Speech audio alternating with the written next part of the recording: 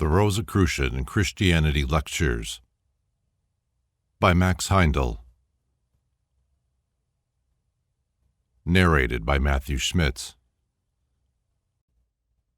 Lecture 20. Fellowship and the Coming Race. Forth from little motes in chaos, we have come to what we are. No hidden force can stay us. We shall climb from star to star. We will break away the fetters that have bound us heretofore, for the world today is better than it ever was before. Onward, upward, forever is the battle cry of the conquering spirit. Ever since their eyes opened, the human race has been consciously imbued with that divine discontent which is our means of advancement upon the path of evolution. That is true of the great majority, at least. There are some who have lagged and kicked against the pricks, but continued prodding will and must eventually bring them to the goal of perfection and reunion with God. A lost soul is an impossible conception when we consider that we are all a part of God, in whom, as an actual fact, we live and move and have our being. We could not exist outside God, in a hell, and if a single soul were lost, that would mean that a part of God would be lost. But then it may be asked, what may be the meaning of the number of passages which in the New Testament speak of everlasting salvation and condemnation? The passages are easily understood when properly illuminated by a directory and a knowledge of the occult teaching. In the first place, such meaning hinges upon the definition of the word everlasting. Like all other words in the English version, it is translated from Greek. The original word is aeonian. By referring to Liddell and Scott's Greek dictionary, it will be seen that this word has many meanings: an indefinite period of time, an age, a lifetime, as for instance when Paul used it in his letter to Philemon, to whom he returned Onesimus, a slave who had become converted, with the words, "For perhaps he therefore departed for a season, that thou shouldst receive him forever." Verse 15. The word forever is a translation of the very same word, aeonian, which is rendered everlasting in connection with punishment or salvation, and as Onesimus and Philemon were both moral men, the word aeonian must necessarily mean something different from what we usually have in mind when we say everlasting. In the case cited, it cannot mean a more protracted period than part of a lifetime. As soon as we understand that this word does not mean eternity, but only an age of indefinite duration, a period of time which has both beginning and end, these passages appear in a vastly different light. Instead of everlasting salvation or condemnation, age-lasting salvation or condemnation. What does it mean? In previous lectures we have heard how man started his evolution in the present dense condition in the Polarian epoch, where he made the first attempt at the construction of a body of chemical matter. The quality of this body is inertia. In the Bible he is called Adam. The Hebrew word adma means firm ground, and Josephus's rendering, red earth, is also illuminating, for that which was then the human body was formed from the same chemical matter which is the firm ground today.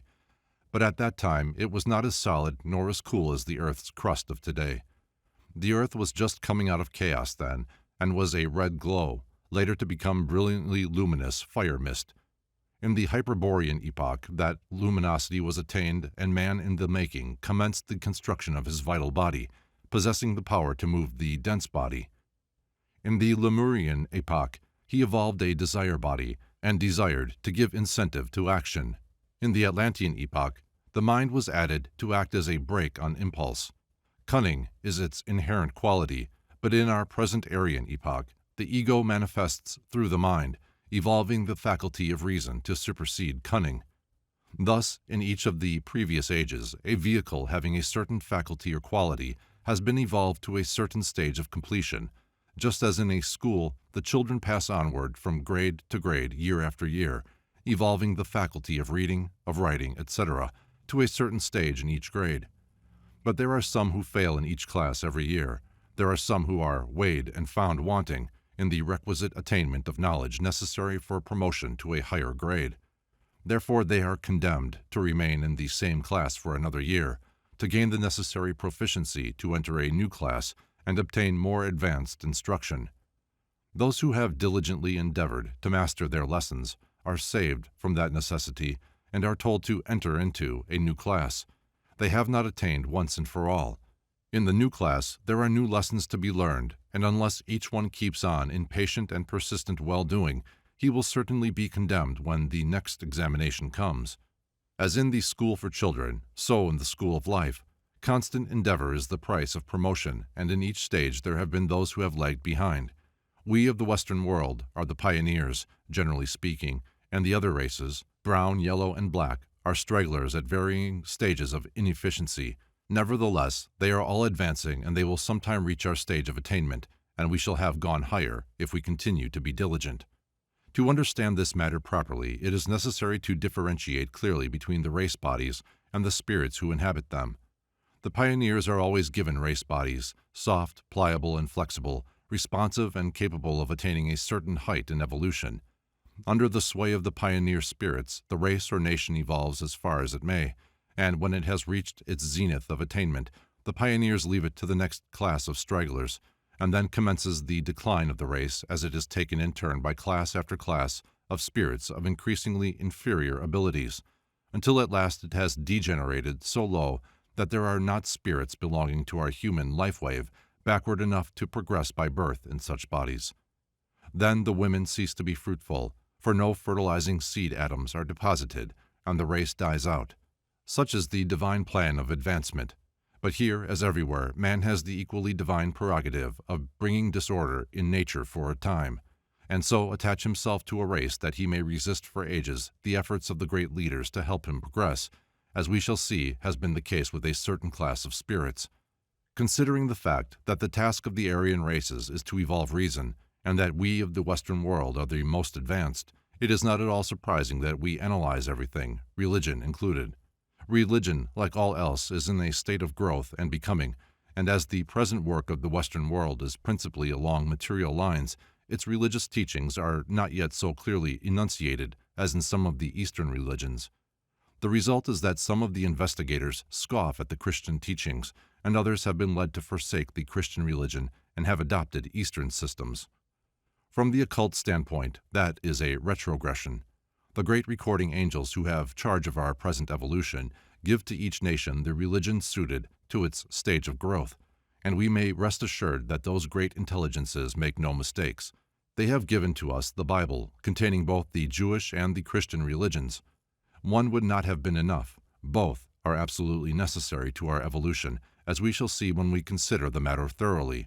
When we have done that, we shall also find that all of the religious systems in the world, this is positively the only one suited to the needs of the Western world, the only one which is capable of making us wise into salvation and enable us to enter into the new heaven and the new earth, the coming age and the coming race.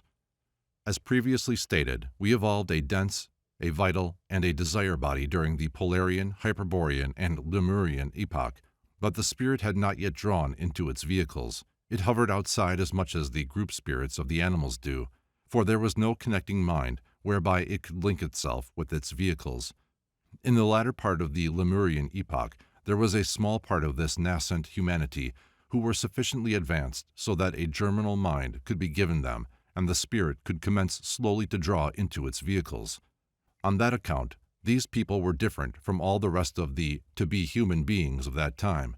They were the first race, a chosen people, selected from the rest on account of special fitness to receive in germ the mind which was to be evolved during the coming Atlantean epoch. There are no sudden processes in nature, however. The spirit did not draw into its vehicles in a day. It took ages, and was not fully accomplished until the middle of the Atlantean epoch. In the meantime, the mind had also been growing, and for reasons more clearly given in lectures number 13 and 14, it coalesced with the desire body which it ruled, as a sort of animal soul by cunning, using brain rather than brawn to further its ends. In the Polarian epoch, the earth was a dark heated mass, without definite form and void. In the Hyperborean epoch, God said, "Let there be light," and the dark mass became a luminous fire mist. In the Lemurian epoch, the contact of the heated fire mist with the cold of the outside space produced moisture, dense water nearest the fiery core, which, being heated, rushed outwards as steam to be cooled and fall back to the central source of heat. Thus, God divided the waters from the waters, the dense water from the steam. In that manner, incrustations commenced to form in the latter part of Lemuria, and upon such crust islands man lived in an atmosphere of fire fog. In the early Atlantean epoch, the earth became fully encrusted, and from this damp earth there went up a mist from the ground and watered the whole face of the earth. This mist grew less and less dense, and its extension above the surface of the earth diminished gradually until at last it ceased to envelop the human beings, who then began to see the clear atmosphere around them at about the same time that the spirit had drawn fully into its vehicles. Again, there were some who had advanced further than others, and were therefore a chosen people, to become the forebears of a people multitudinous as the sands upon the seashore, in a promised land. At that time, the mist had condensed into water which gradually flooded the valley of Atlantis, situated between the present Europe and America, so it became necessary for God's people to migrate, and they were led out of the doomed Atlantis, as variously related in the stories of Noah, who first saw the rainbow, for that phenomenon was impossible in the foggy Atlantean atmosphere, and of Moses, who led the chosen people through the waters of the Red Sea, where Pharaoh or the wicked Atlantean kings perished. The chosen people were the original Semites, the fifth of the Atlantean races. There were no races prior to the one spoken of in the latter part of the Lemurian epoch. In the Atlantean epoch there were seven. 7 more there will have been before our present Aryan epoch is ended, and there will be one in the beginning of the 6th epoch, which the Rosicrucians call the New Galilee, a total of 16 races. During periods, revolutions, and other epochs, there is such an abundance of time that the great leaders manage to get nearly all the spirits in their charge through, but during the periods in which these 16 races are born and die, conditions are dense, and the time of their rise and fall is comparatively very brief, so that there is grave danger to the spirits who may become fettered and crystallized in the dense race bodies and fail to progress. Salvation is therefore to be striven for more earnestly at this time, for the possibility of condemnation is greater during the spirit's passage through the 16 races than at any other time. Therefore occultists call these races the 16 paths to destruction, and they are a very serious concern to the great leaders of humanity. Race pertains to the body, and when a new race is to be bred, a great leader selects the most likely among the old stock and regulates the marriage relations with a view to produce the right kind of a body for the coming race. When his chosen people marry, contrary to his directions, they frustrate his object. In the earlier epochs, before man became endowed with a mind, it was easy to lead him, but at a time when the original Semites were chosen, they had already become sufficiently evolved to resent a curb on their liberty. Besides, that curb must not be too strong, for it was necessary that they should have a certain amount of free will rather than remain God-guided automatons. Therefore it was hard to guide such a stiff-necked people, and many of the sons of God married the daughters of men, and frustrated the designs of their leader. It was therefore necessary to segregate them and their offspring from the faithful, who were led away from them and thus became lost in the estimation of the rebels, who do not realize to this day that, in reality, they are the lost ones and are no longer a chosen people. The faithful ones were secluded in Central Asia, and there became the forebears of the Aryan races, which have merged thence and are now inhabiting the Promised Land, not insignificant Palestine, but the whole earth as now constituted. The rebels are the Jews. In the coming 6th epoch there are to be no races. Universal brotherhood is to obtain again, and therefore a new chosen people must be taken out to usher in the new dispensation. But now man has progressed so far that no outside influence may be exerted to coerce him, and therefore each must choose himself as dictated to from within, and as he is now a reasoning, intellectual being, what better method could be devised than to bring before him the awful example of how a former pioneer race, a chosen people, had frustrated the designs for their advancement and had become the lost sheep of Israel. Surely, example is a better teacher than precept, and as these people had kept a record of their choosing and of the dealing of their leader with them, what better could be done than to give to the pioneer race, once the nucleus for the coming races to come, that record? It does not matter that these rebels still think themselves a chosen people, or that their records have been mutilated. The lesson is as valid, the example is an awful one, And it is needful for us, for, as Paul says, if the word spoken by the angels was steadfast, and every transgression and disobedience received a just recompense of reward, how shall we escape if we neglect so great salvation, which at the first began to be spoken by the Lord? The Christian religion, as popularly expounded, suffices for the spiritual needs of the great majority of the Western people, who are yet working out the material phase of evolution, and for those who desire to be among the pioneer nucleus for the coming race, it is but necessary to seek, and they shall find the esoteric Christianity which will be the universal religion of the sixth epoch, superseding the race religions of Hinduism, Buddhism, Judaism, etc., as universal brotherhood will supersede races and nations. To realize properly the dreadful example of the Jews, it must be noted that they have from the beginning become imbued with the idea of being a chosen people, and all other people have been despised by them as Gentiles. Thus, instead of progressing through the races, this class of spirits have incarnated again and again in the Jewish race bodies, and have become so crystallized in them that they cannot progress along with the rest of the human race if they keep on. They were lost by marrying outside the race, and it is probable that at that time there came to them a slight realization of their mistake, so that since they have persistently married within their own tribes, the great leaders in evolution have tried to help them by exiling them repeatedly among other nations, but in vain. They have always refused to amalgamate, and again they have returned to their arid land, happy if they could but shut themselves away from others. Therefore, as a last resort, when the great leader Christ Jesus came to teach that universal brotherhood is to supersede nations and tribes, he went to those who needed it most, the crystallized Jewish people. Other people may stand lower in the scale of evolution, but none were or are lost in the same dreadful sense as they. All other spirits are progressing from race to race. They alone are continually reborn as Jews, and in time they will be behind all others, may even have to go into chaos when they have been left too far behind, and they will then have to take up their progression when a future evolution has advanced sufficiently to accord them the necessary facility, as probably is the case with the Lucifer spirits. To save them from such a fate, Jesus was born among them. A stranger could certainly not have helped them. Him they would have despised, so he was born among them as Booker T. Washington has been born among the Negroes to help them. For being one of their own from the standpoint of color, he can help them as no one in a white body can, and it was for a similar reason thought that the Jews might accept the teachings of Christ Jesus if they could be brought to regard these teachings as coming from one who seemed a Jew. Thus it was said that he came to his own, but alas, they chose Barabbas and crucified Christ Jesus. That was the last straw. The great leaders saw that henceforth it would be useless to make further attempts to save them in a body.